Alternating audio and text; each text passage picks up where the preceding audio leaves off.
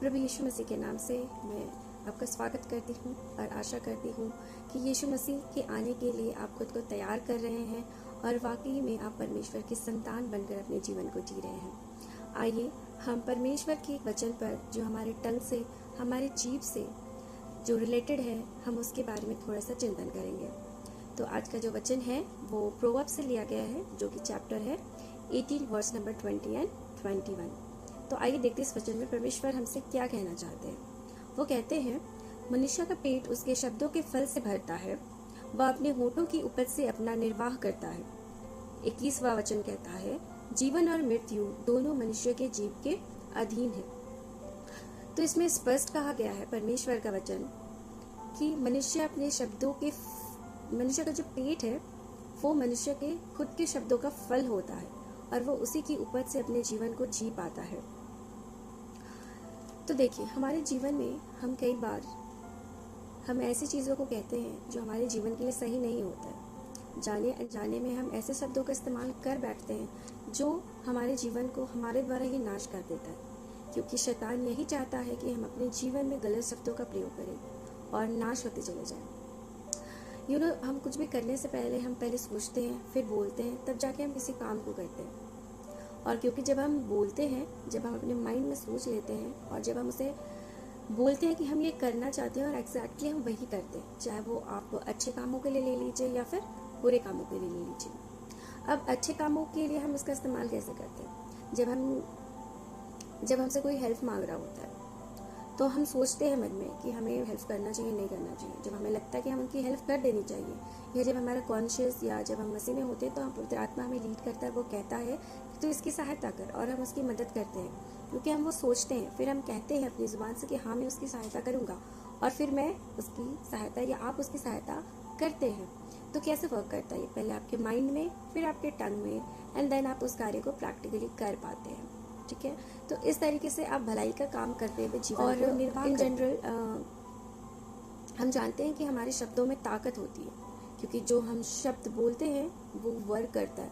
क्योंकि हेवन, जो हमारे रक्षक दूत होते हैं और जो स्वर्ग के दूत होते हैं, वो उस चीज़ को वर्क में लाते हैं, उस चीज़ को प्रैक्टिकल वे में चेंज करते हैं। ये हेवन की ओर से लिया गया एक प्रिविलेज है हमारे लिए कि हम जो बोलेंगे हम वो उस चीज़ को पाएंगे, चाहे आप वो अच्छे के लिए इस्तेमाल करोगे, बुरे के लिए इस्तेमाल करोगे, ये डिपेंड करता है हम में और आप में। तो सोच समझ कर अपने शब्दों का इस्तेमाल करें कि आप क्या कहते हैं। आप अपने सिचुएशन के अकॉर्डिंग आप चेंज हो जाते हैं, आपके थॉट्स चेंज हो जाते हैं, आपके वर्ड्स चेंज हो जाते हैं।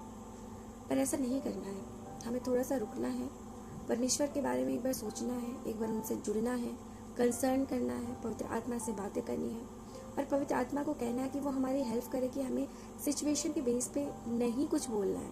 क्योंकि परमेश्वर हमें सिखाते हैं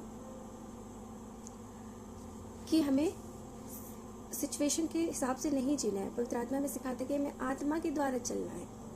शरीर जो शरीर के अकॉर्डिंग चलता है वो शरीर में ही कट निकालता है, पाप की कट निकालता है। पर जो आत्मा के हिसाब से चलता है, जो आत्मा में चलता है, वो आत्मा के फल को देखेगा। और याद रखें, परमेश्वर का वचन ये कहता है कि यदि हम भलाई करने में हियाफ ना छोड़े तो हम उचित समय में उचित फल को काटेंगे। ये पौलुस कहते हैं अपने पत्रियों में। और दूसरा वचन यहाँ कहता है, जीवन और मृत्यु दोनों मनुष्य के जीव के अधीन है। तो जीवन और मृत्यु दोनों हमारी जीव पे डिपेंड करता है। ये आप पे डिपेंड करता है कि आप सिचुएशन के हिसाब से चलते हैं या आत्मा के हिसाब से चलते हैं। ये देखना आपको है। तो प्यारे भाइयों और बहनों, जो भी इस वीडियो को देख रहे हैं, मैं आपसे हम्बली रिक्वेस्ट करती हूँ कि अपने लाइफ के लिए, अपने फैमिली के लिए, अपनी मत सर्कमस्टेंसेस के लिए नेगेटिव ना बोलिए। कोशिश करिए कि कुछ नेगेटिव ना बोले, वो भी ना बन पड़े तो एटलीस्ट अपना मुंह बंद रखिए और परमेश्वर से प्रार्थना करते रहिए, पवित्र आत्मा से मदद मांगते रहिए, लेकिन नेगेटिव मत बोलिए। ये आपके और आपके जीवन को पूरी तरह से स्पॉइल कर देगा, क्योंकि डिमंस यही चाहते हैं कि आप अपनी लाइफ को खराब करें। आप ये क्यों भूल जाते हैं कि परमेश्वर ने आपके लिए क्रूज पर खुद को चढ़ाया है, समर्पित किया है। इसलिए नहीं कि आप खुद को नाश कर दें, पर इसलिए कि आप परमेश्वर के द्वारा नई लाइफ को पाए, नए जीवन को पाए। याद रखिए, उत्पत्ति का फर्स्ट चैप्टर हमें ये बताता है कि परमेश्वर ने शब्द बोल करके चीज़ों को बनाया।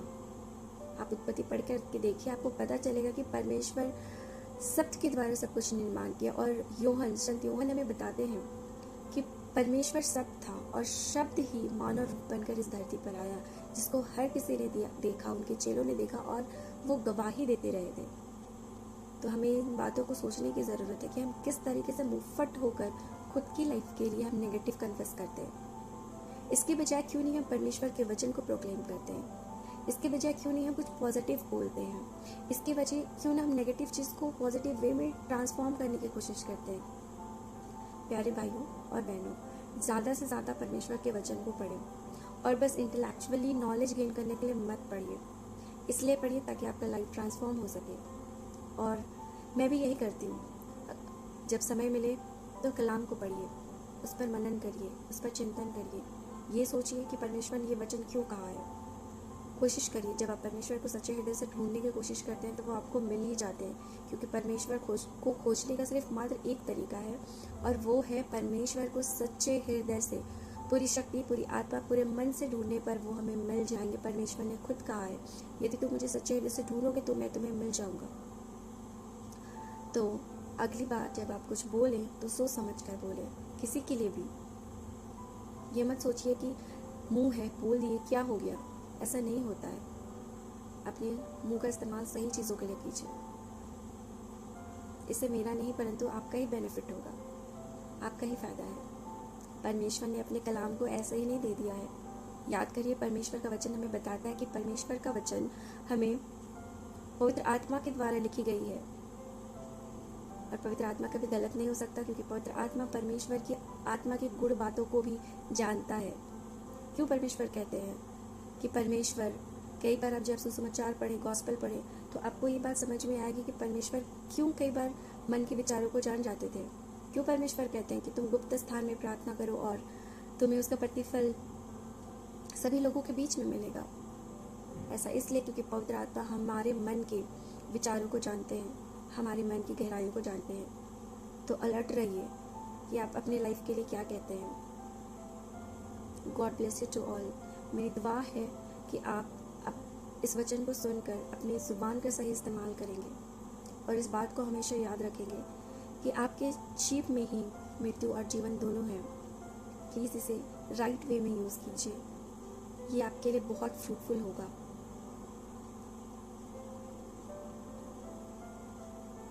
God bless you to all. आमीन।